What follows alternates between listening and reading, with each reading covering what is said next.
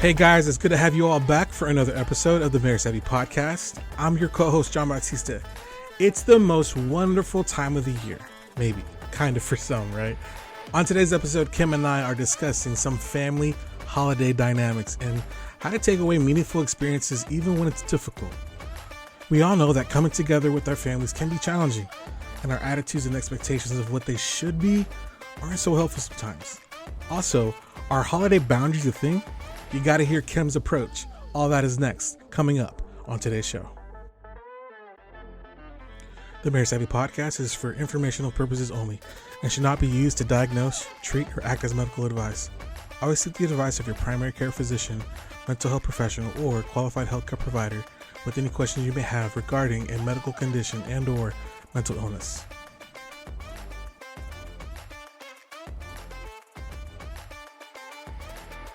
Guys, it is the most wonderful time of the year. At least for most people. A lot of people are so excited about Christmas, but we can't forget Thanksgiving. We do. People are already decorating for Christmas. Oh yeah, like a friend of mine just sent me a picture of their tree. Uh-huh. Once November 1st hit, they sent me a picture of their tree, and I'm like, I'm guys, one of these that refuse. I can do it the day after Thanksgiving, but I refuse yeah, because yeah, I don't want that holiday to get lost, you know. yeah. But my favorite little sign that I have in my office at Christmas time says, "I'll be home for Christmas and in therapy by New Year's." That's my favorite. That should be the title of the episode. It should be. You make that happen. That's incredible. Yeah, a lot of us are going to go into some stressful spaces, but Mhm. they love the people that they love. That's their family, their friends. There are a lot of things that people go into the holidays with. And sometimes though we understand that there's going to be stress, we may not know how to handle that. And maybe just try to avoid it whenever there's a lots of people around and it's time to get together. Yeah, well, there's so much layers to this, right? Like you don't like all your family members. Nobody does. Nobody likes all their family members. Um, and so it can be really stressful thinking about how to spend a significant amount of time with difficult people, especially right now. I mean, I can't remember a time in my lifetime. I'm 60 now. I can't remember a time when we've been this divided Hmm. as, you know, politically, religiously, whatever.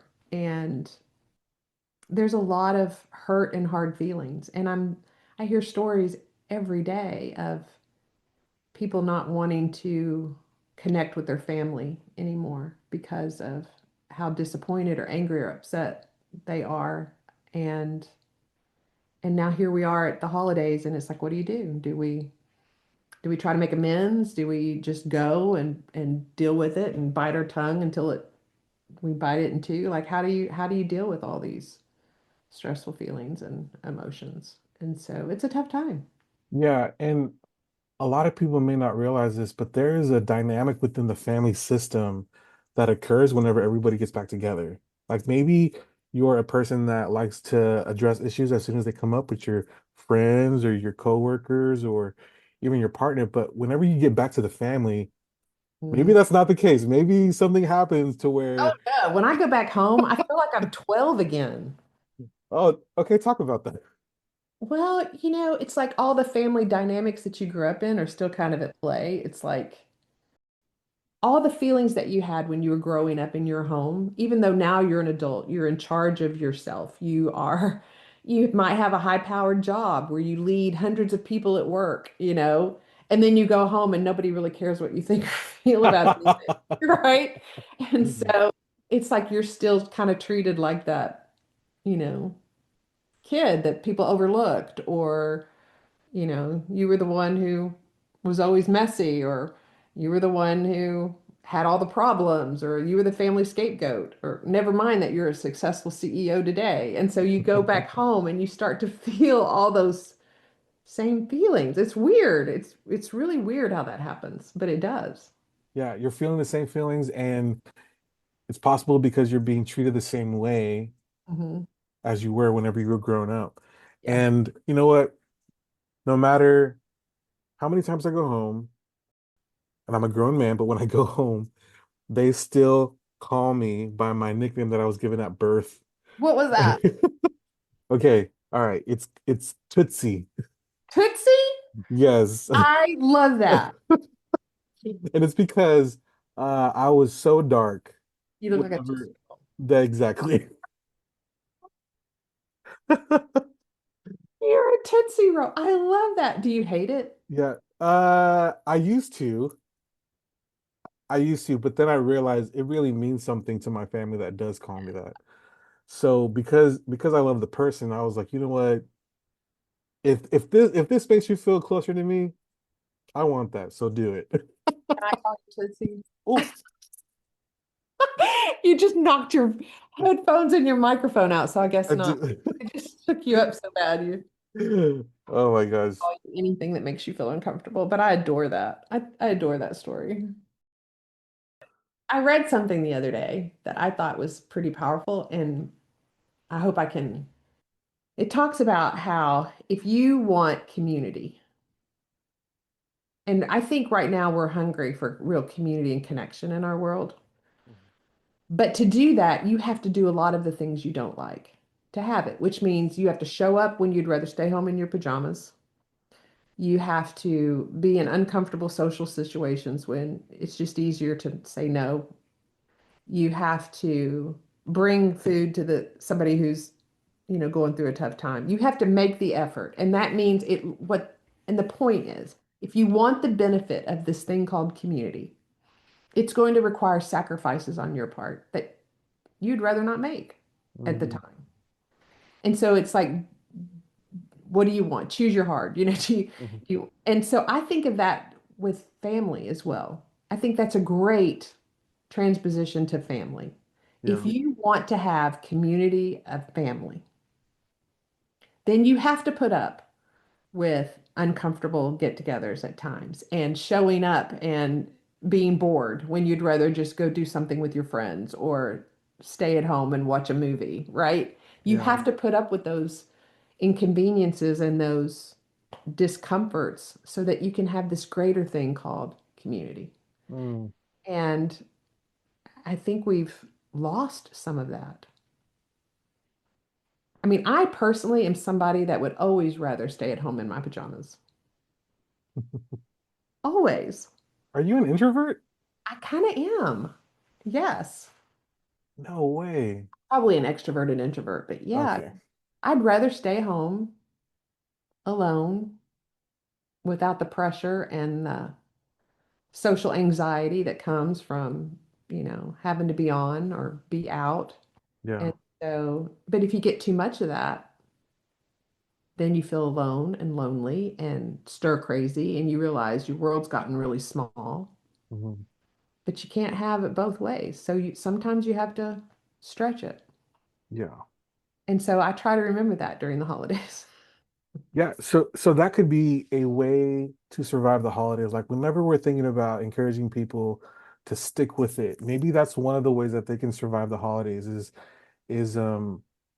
go in with a goal. Like if this is the family that you love and you want to know more about how they're doing, maybe the way that you could survive is by making it a point to ask these specific questions to Mm. these specific people. Like I want an update on my cousin's boyfriend, like I want to see how that's going.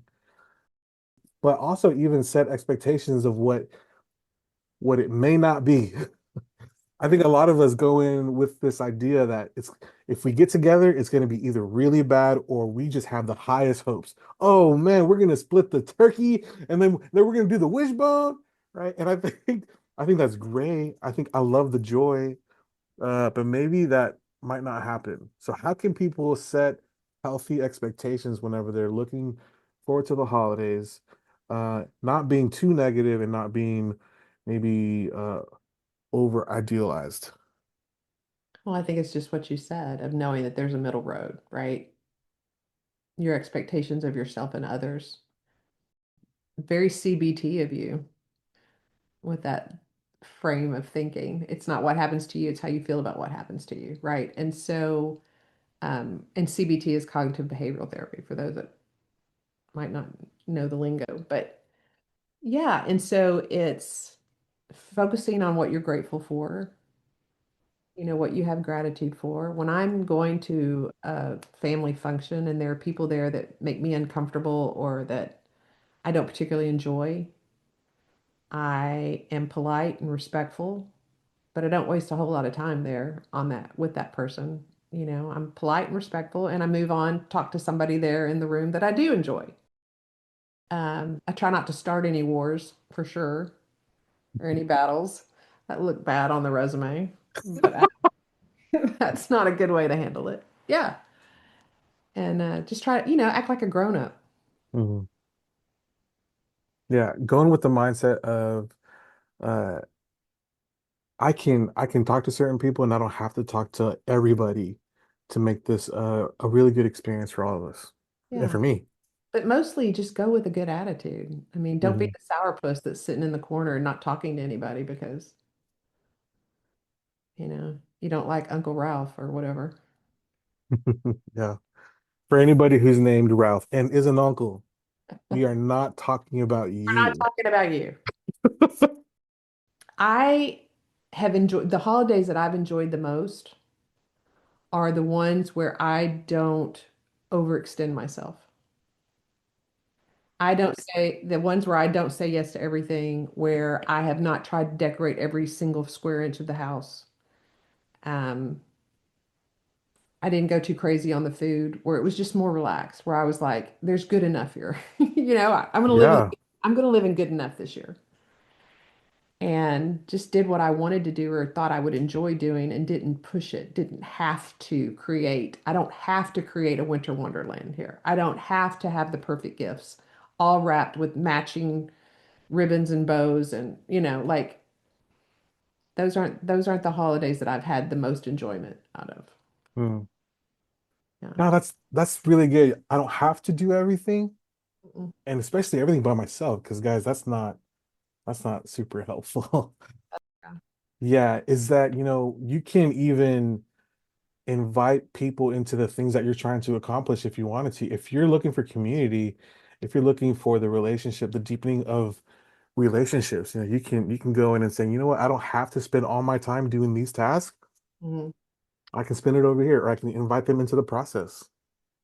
So I'm going to be real honest and human right now. Be real. So there's a tradition that my husband has had every Christmas since he was 3 years old. Three, Wow, three. that's incredible. Yes, it is. But it's very labor intensive and it is hand rolling out and making these Christmas cookies. And the first time we did it, we were dating and we were up till 3 in the morning getting all those done. It was miserable for me. And he thought it was just the best thing ever. And so I don't know if it was that first one where it was just hours and hours of baking and rolling out dough and waiting till they cooled and then hand frosting every single one of those cookies. I'm telling you what, it was a lot of work. And so he told me then, he's like, I've done this, but then we were 22 or 23. He's like, I've done this every since I was three. And I'm like, oh, so this is going to be a thing every year. He's like, yeah. And I'm like, I don't know if I want to sign up for this. I don't know that I'm the person that's going to you want to marry for this dude. Here we are. We've been married 35 years now. Every freaking year, those cookies are made. And I realized that my attitude over the years had gotten so bad about those cookies that I was kind of a downer. Hmm.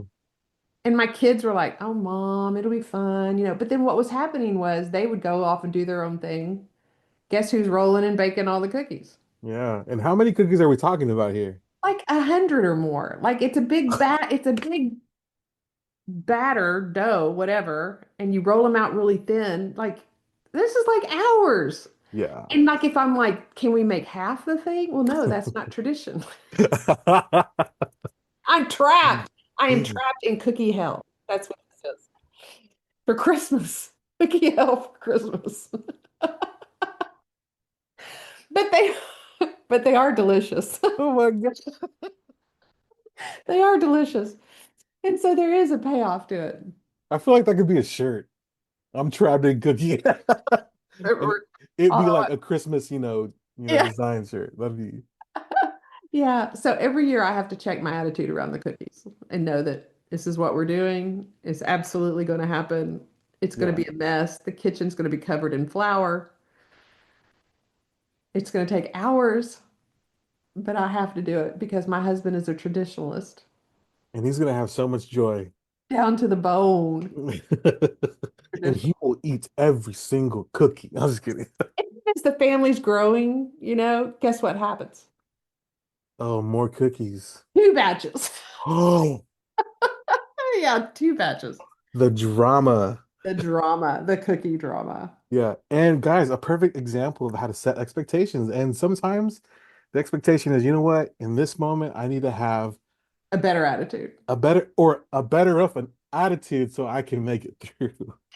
That's right. Try not to ruin it for everyone else, Kim. Just Yeah. try not to ruin it for everyone else. So we talked about goals, we talked about setting expectations. The last thing I want to hopefully address is boundaries. A lot of people come up with this idea of, you know what, this Christmas or this Thanksgiving, I'm going to set boundaries with my family, but they come in kind of aggressively. And Yeah. so I'm wondering, like, how do you set a boundary during the holidays? And how can we do it in a way that still honors the relationship and what we're trying to get out of it? There's so many approaches to this. I'm like, what's the purpose of the boundary? Is it just to like control other people or to like make sure you get your way in something? Like, for instance, I had a client one time, she came in and she said, I'm saying a boundary. If they serve anything that's not gluten-free, I will not be there. I'm like, that's not a boundary, that's a tyrant. Yeah, What is the purpose of your boundary? Well, the boundaries are either to protect you from others or to protect others from you. And so you might have a really good protection boundary out there, but you may not have a good containment boundary. And the containment boundary is protecting others from you. If you're being a tyrant, you need a better containment boundary. So as you're that's good. thinking about boundaries, about what you need to feel protected at the holidays, also think about your containment boundaries. How are you maybe being offensive to other people as well? And what's the purpose of this? Like, if you've got an uncle who slaps you on the behind and makes inappropriately sexual comments, okay, that requires a boundary for sure. Yeah, But that would be necessary to protect your well-being in that space, absolutely. right? So that's when it's appropriate. If you just want to control things so that you don't have to deal with the discomfort or the chaos of the moment, then I'm thinking maybe you need a better containment boundary than you do a protection boundary. This is the first time I've heard of containment boundary in the context of boundaries. Yeah. I've heard of containment, but not containment boundary like Hmm. in this context. And so that's actually really helpful. Is not only is what kind of relationship do I want to have with the person that I'm setting this with, but then also it checks yourself. Checks yourself. Yeah. We've gotten too, we've used that term boundaries to control other people, Yes. and we've become abusive in it. And so, yeah, we do need good boundaries, both in what we expect of others and also in ourselves. We don't focus enough on the one on ourselves, though.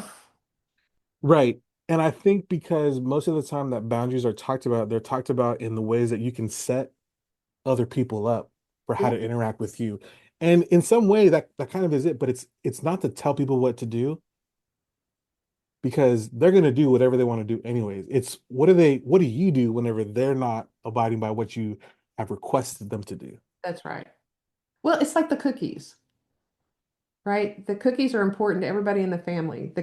I need a better containment boundary, which is not being a grump about the cookies, not making Mm, everybody miserable about the cookies. That's a boundary. That is absolutely a boundary that I need on me, mm, right? To yeah. protect my family from my bad attitude. Mm, man, that is really good. Boundaries for others and then a containment boundary for self. Hmm. Really good. Well, we talked about goals and how to go in with setting expectations. Less is more, right? Mhm. and even identifying the attitudes that you could bring into your family get-togethers, but then also the boundaries that we can set with others that we want to still be in relationship with. But then also we need to look inside and say, man, is there something that I need to check about myself? Yeah. Containment boundary. Yeah. That's really good. Is there any other piece of advice that you would give to people that are going into the holidays and they're kind of like anxious, maybe hesitant, apprehensive about going to these events? Maybe they've been embarrassed in their family events. Maybe they've been told it's all their fault at their family events. What kind of advice would you give to somebody who's maybe just struggling with this idea of getting together? Well, if you're dealing with a lot of anxiety around showing up and what that will look and feel like, right? I would work with your therapist, or you can do this on your own, but it's about how to regulate yourself. So anticipate what rejection might come, or anticipate difficult comments that will be made, and practice how you would respond to those so that you're prepared and ready to go. So if you're told it's all your fault, you're so oversensitive, everything is, you make everything about you. Well, if you know you're going to hear that, then be ready with a response from that. Using your good containment boundary when you do that, right? So that you can respond in a healthy way that you can feel good about, that you don't leave there going, I wish I hadn't said that way, or, you know, role play how you want to show up. Not when you're on the spot in the moment and it hits you, be prepared for that. I mean, that's the thing about families. They're so predictable. I mean, you can almost hear exactly who's going to say what when. Uncle Ralph again is going to show up having too much to drink, and he's going to say something about politics. It's Dang it, Ralph. going to piss me off. You know how I want to respond, or if I want to respond to that. Yeah. Yeah. Going with, if he says these things, then what I'm going to do is I'm going to contain myself this way. Yeah. There's a game that I learned a long time ago. But my husband and I actually did it once, and it did work. So we were heading into a very stressful family situation. So we played dysfunctional family bingo. Have you ever heard of that? No. So we made a bingo chart. We actually wrote it out. Things that our dysfunctional family would say or do during that time. And so, things like your mom will mention that I'm overweight in some way. Like, are you sure you're gonna eat that second helping? Sure you want another piece of pie? And Uncle Ralph will drink too much and then he'll slap me on the butt. And those kinds of things, right? We'd set it out. And then when it would happen, we'd have it on this little card and we would check it off. And then one time we're sitting there and I look at my husband, I go, bingo. And we start cracking up. We're the only two in on it. And the family's like, Oh, what does she mean bingo? I was like, oh, I don't know. It's just a side joke. that is amazing. But it helped lower the stress. I mean, it's like, oh, there you go. There it is. There it is. Wow. So yeah, play dysfunctional family bingo. Yeah. Should we let everybody in on that? Like, should we let the whole family, like, hey guys, just so you know. Well, that could create a whole nother thing. That everybody Yeah. wants to see what's on your card, right? Yeah. No, yeah. You may be on somebody else's card. Everybody's playing. You say something, John, about being Tootsie, and it's like bingo. Oh man. Well, thank you, Kim. We are going to go into the holidays with hopeful attitudes. Yeah, and I think having some purpose around the holidays to focus on helps. So for Yeah. some people, I mean, as much as you can get away from the commercialization of it, right? It's not about the perfect garland and the how many lights are on the tree and the presents, right? Like if you make it about something meaningful, then it can be a time of great joy and Yeah. connection. And so for some people, there's a very strong religious significance. For other people, it just might be a time to slow down and reflect. Like all New Year's resolutions, is a time when everybody wants to get rid of the old bad habits and start something new. or a time of family and togetherness and about focusing on what's important to you, if you'll just make this time of year something with purpose and meaning for you, it will help you find some more joy in this. Yeah. Make it less about, you know. Yeah. And to co-sign that thought, like that approach, like humans love to create meaning. Like that is just what we do. We're natural at it. And so if you go in with the thought of how can I make meaning out of this? Yeah, I would probably guess you're gonna take away something really, really beautiful. Yeah. Well, thank you, Kim, and we will see you during the holidays. All right, guys. Merry Christmas, happy holidays, and all the things. All right, everybody, that's our show for today. We hope that you guys enjoyed today's episode.